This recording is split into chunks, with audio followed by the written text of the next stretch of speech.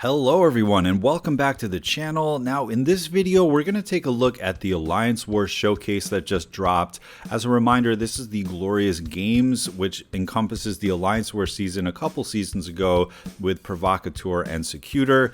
Now I like the way this one is structured because on the right side it is primarily going to be tactic relationships between those. This is again your science champions and your tech champions as attackers going up against mutants and annoying mystics. And then on the left side, there are just some generally annoying defenders. So you might be able to bring in some diverse attackers like one of your best mystics and things like that. So I do like the way that they structured it. And then of course, some of the mini bosses show up and we have a destroyer boss. I will be making 2 videos on this content. I thought the best way to approach it was to just take the fights myself and then narrate, kind of like I used to do with my Alliance War videos.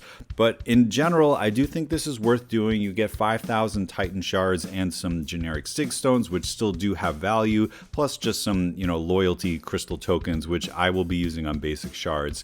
You can see my team for the right side is Ironheart, Yondu, She-Hulk, Deathless, and Silk. They all have the tactic, and without further ado, let's get into these fights. So as a reminder, the way the defense tactic works is as you hit them, they get these regenerations, and then when they get enough of them, it turns into a massive power gain. And the way to deal with that with your tactics is placing debuffs. They don't have to be unique, but they cannot be from the parry stun. They have to be personal debuffs. And as you build those up, once you get to 5, you get this passive heal block, and the heal block will also control the power. It highly reduces the power gain. So somebody like Silk was pretty much the best attacker for this entire tactic because every basic places one of these physical vulnerabilities and she can just keep that heal block up forever. Not to mention that White Tiger has pretty easy animations to punish, and we are boosted here kind of to simulate tier 1 war. We have like a 20% boost on, so we are just absolutely nuking her down. The only things going on in that fight are that the buffs, like the placebo buffs and the fury buffs, can fuel Mystic Dispersion, but when you have any of the science champions with the tactic, you'll be fine. That is an easy fight. At least you can solo it pretty much every time and move on.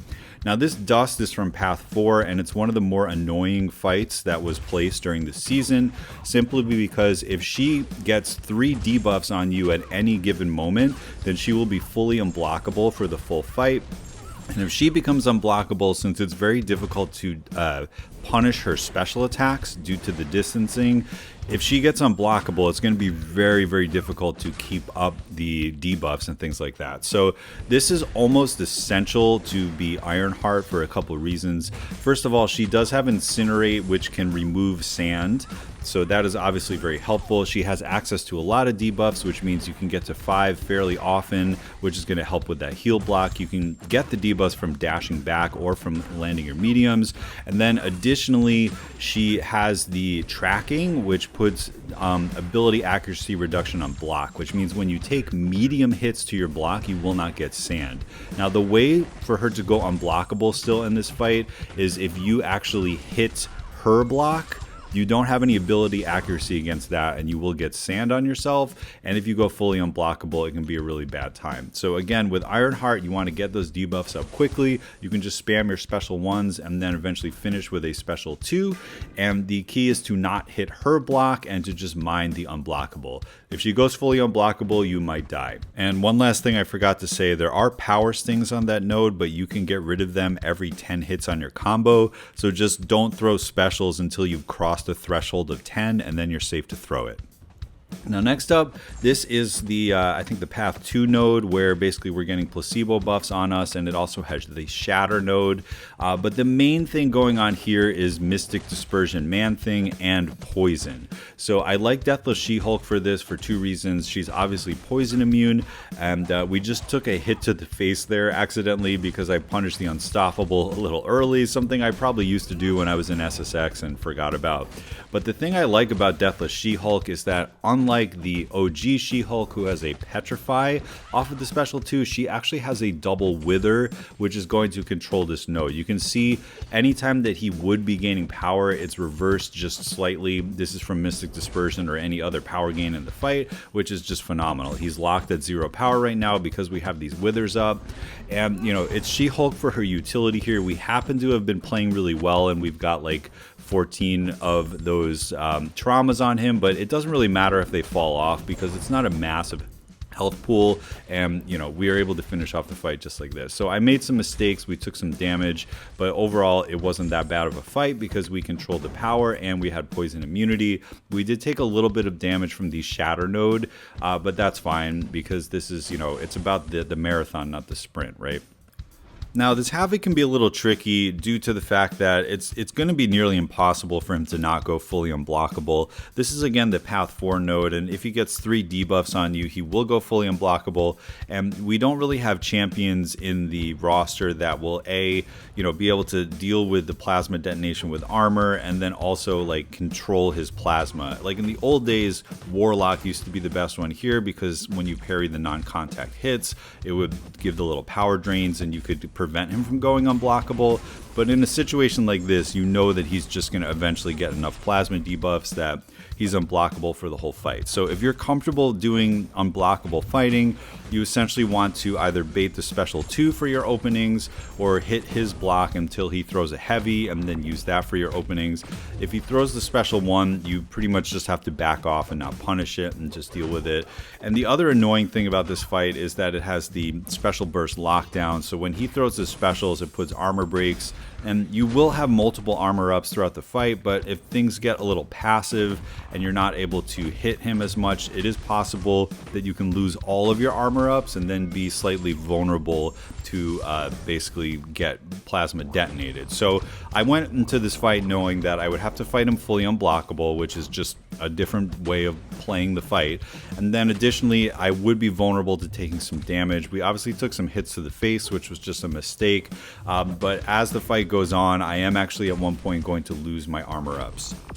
Now, in terms of other counters for this fight, Havoc is a little tricky to counter because you do need enough armor up so that you mostly don't get plasma detonated, and in general you just got to be careful of energy damage. So it is really nice that Ironheart has the pre-fight to place ruptures because obviously Incinerate Immune would not work out so great.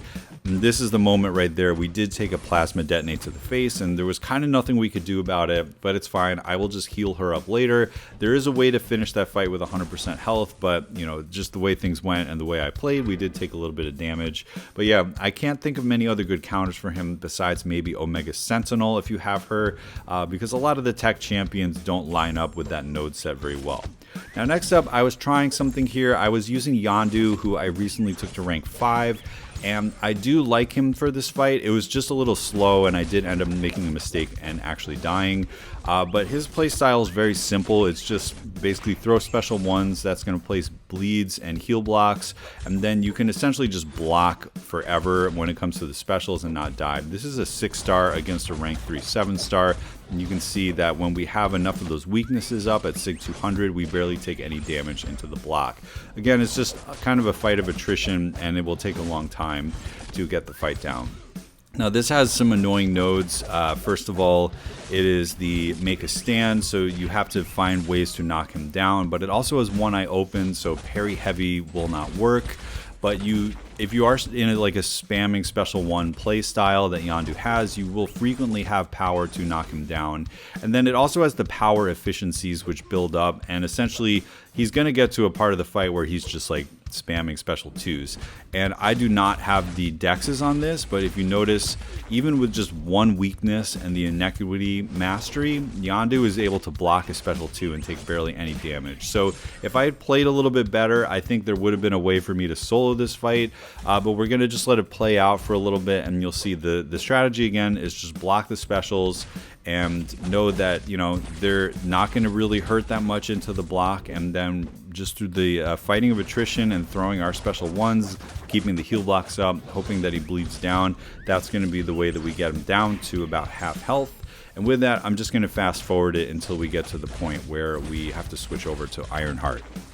Oh yeah, and he also has the ability to Pilfer Prowess, so that will help in this fight as well. And here we go, moving on to Ironheart.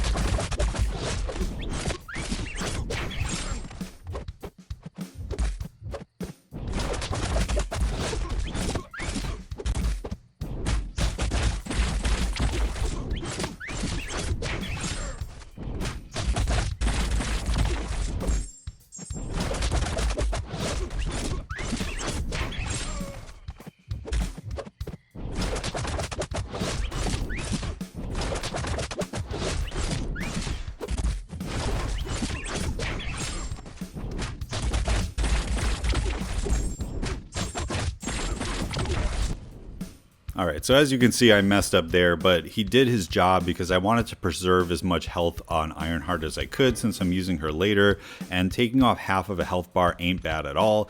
Now, I have also heard that Doom is really good for this fight. Not only is he tanky, he has the regen in the bank if things go wrong, and he has power control so that you can be a little bit more aggressive, throw the special 2s, and know that he won't go red. So that would be another suggestion, but Ironheart for me is rank 3, and she just is consistent and does a lot of damage. And if she's awakened, she not only has armor ups, but she has a bulwark passive, so we can, not as well as Yondu, but we can take stuff to the block and it's not the end of the world. Now you'll see when you punish the special 1, it's actually pretty easy to evade. It's really only when he gets to the special 2s that you get into a little bit of trouble, but we are just spamming our special 1s now to place the incinerates, which do an okay amount of damage. And you know, we easily have the provocateur taken care of because we're placing so many debuffs. And you know, I was a little nervous when Yondu died, but then I remembered in the war season itself, Ironheart was just like such a staple for me. And because we only had to deal with half of his health bar due to Yondu helping me out, it means that we don't quite get to the phase where he's just spamming special 2s. We are pretty easily able to bait his special 1s and then finish him off with our special 2s. So that ended up going pretty well. We didn't really lose any health, and we were able to knock off half his health bar. So thank you, Yondu, for the assist. I just ranked him to rank 5, and I forgot to put a relic on him too, which probably didn't help. But alas, Yondu, good champ. Give him a try. So next up, this is the mini boss with the aspect of evolution and the unblockable special 2s. And essentially when using Silk, you get to a certain point where you can just throw the special 3 and nuke the fight. That's one way to deal with it, or you can just try to be a little bit safer and bait more specials. But she has many tools in this fight. She has the slow if she's duped, so that if he does get into his rage mode, you are able to deal with that unstoppable. And also the most OP ability in the game is her ability to just like fully dex that special 2, and you're gonna see we do get an unblockable special 2 here, but we just totally are able to deal with it due to that evade. Now at this point I could probably have been a little bit more careful and just finish the fight with a special 3, but I accidentally baited another special 2, and thankfully we had the indestructible boost on it, which the node from the Alliance War Showcase gave us, which was very friendly. And we are going to throw our special 3 here. We landed the heavy, so we have 1 fury. We're going to do medium, light, medium, and then we're going to do a full combo into a heavy, into the relic, and then I'm just hoping that the special 1 will kill him, which even with all that aspect of evolution protection, it is more than enough to get him down. So if you have a rank 3 Silk, I think she's the best option there. Spider-Punk would be interesting to try to use. I think in war season I did use Spider-Punk once, but again, if you have Silk, I would highly recommend bringing her on the team. Even if she's a 6-star, she's going to get a lot done. Now next, this is one I'm really excited to show off. I've taken this fight in actual Alliance Wars. This is the annoying mini boss on the right that has stunning reflection, as well as the brute force and things like that. And you know, this is not a tactic fight, but Ironheart in general is like the best counter to this fight because she has Incinerate on her basics, so that gives you the polka dot power procs, and also the Incinerate will turn off the stunning reflection, so that takes care of that aspect of the node. And then the other aspect of the node is her tracking passive, which I talked about a little bit earlier, but it is just so OP that when you have tracking up, it reduces the ability accuracy on block by 100%, which means first of all, you have the bulwark and the armor, so you don't take a lot of hits, but it means if I tried to stun, even when stunning reflection wasn't on, I would actually not get stun reflected due to that ability accuracy reduction. And then additionally, when he throws his special 1, you can see they are technically critical hits, but they are not bleeding us, right? The way that he does when he hits you with the block.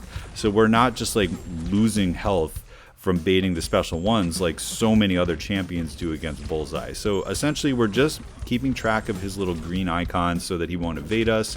You can combo into him getting green bar power and then throw your special. That's a good way to deal with the brute force and things like that. You can also do what I just did, which is kind of intercept with the special And we're not trying to do anything fancy. We are just keeping the momentum of this fight by spamming our special ones. It's one of the things I love about Ironheart. She does have a big cash out with the special 2, but she is a special 1 spam character with lots of utility, and we saw it in this fight. I think that Bullseye and that Dust are like 2 of the hardest fights on the Alliance War map when it came to this season, and she absolutely rinsed them. So finally, just for a little bit of fun, I thought I would swap in Spider-Punk for this Destroyer fight. And yeah, I could have used any of the Science Champions. That's really the nice thing about this tactic, is so many of the Science Champions like Luke Cage, Jessica Jones, maybe not Morbius for this fight, but like Morbius in general. There are just so many really good Science Champions that if you prefer using them, you can absolutely go for it. But we're going to use Spider-Punk here, and now I took this fight on path 5 many times. I'm actually really surprised they didn't place the Ebb and Flow Intercept Destroyer, because he was like such a classic defender during the season. I would have loved to have been able to showcase that off, but I did make a mistake early because I forgot I don't have access to stun, so I tried to intercept him, and we got our little smack to the face there. But after this, the name of the game is, as much as you can, there's basically 2 ways to play this. You can only bait special ones and rely on your encore passives to continually place the ruptures on him and to eliminate the power gain by getting the heal block and things like that. But if you spam special ones, there is the risk that he will get his massive power gain, which is amplified by Provocateur, and if you don't have the heal block passive up, then it will not have reduced ability power rate, and he'll shoot right up to a special 3. So you'll see right now he does have his big power gain, and our heal block has fallen off. So look how fast his power bar went. So I'm just like, oh no, we have to keep spamming specials, but we did somehow survive that. So that's the risk with spamming his special ones, right? I'll say that again. If you keep baiting his special ones, he will get his own personal power gain from his own ability kit, and since it's amplified by Provocateur, it'll be like this massive power gain. So if you don't have your Secutor heal block up, it will be almost instant special 3. So again, there's a few ways to deal with this fight. If you have the heal block up the entire fight, you can pretty much do whatever you want, or you can also push him to special 2s and not be like such a stickler of like, oh no, I need to have 3 encore passes all the time. If you bait his special 2s, which I'm pretty good at baiting it now because we had the Eternity of Pain Destroyer where we got to just bait that special 2 over and over again, then it's totally fine. So a shorter way to say that is you can bait whichever specials you want, and Spider-Punk has a way to deal with both. So at times, just by feel, like right here, we're going to push him to special 2, and he had a power gain. We're just going to bait the special 2, and now we're going to bait another special 1, and you just have to make sure he doesn't go red just by paying attention and by using the abilities in Spider-Punk's kit. Now, we did cash out with our special 1 at some point. I think in general it would have been smarter if I only threw special 2s, because I think the damage over time from the ruptures would be a little bit better. So here we go, back to throwing special 2s, and now we're going to get into a cycle of baiting his special 1s. He's got his power gain, and if we just keep baiting this special 1, he's going to keep putting ruptures on himself. And yeah, he's a really good counter for Destroyer in general in the game, and during this season of Alliance War, he was especially good. So I'm really glad I got to showcase my 6-star Spider-Punk in this fight. Now, as this fight is finishing, I will just give some basic thoughts here. I did really like the design of this one. I didn't think any of the fights were too difficult, but one of my complaints about this Alliance War tactic in general was that all of the champions were not necessarily great at countering the tactic. Like, for example, Shuri, yes, has a lot of debuffs, but as you continue to play, she doesn't necessarily have access to them as easily as some other champions do, and she was not considered one of the better champions, and like obviously against Havoc and Bishop and stuff like that, she won't work at all. So in general, you do need to have champs ranked up to be able to complete this. I happen to have Silk and Ironheart, who for me personally were like the MVPs. If you don't have them at rank 3, this could be a lot more difficult than I just made it look. So do keep that in mind, but also know that if you do boost, this is just Alliance War, so like Ascended 6 stars or 6-star rank 5s are still totally viable. It's your decision if you want to do it or not. I do think it is skippable content if you don't want to, but I had a lot of fun with it, and hopefully this was a little helpful to you. So anyway, that is path 1 on the right side. Coming out either later today or tomorrow, I will be doing the path 2 on the left side. And I hope you enjoyed it. So have a great day and share this with your alliance. Make sure to like and subscribe, and I'll catch you in the next one.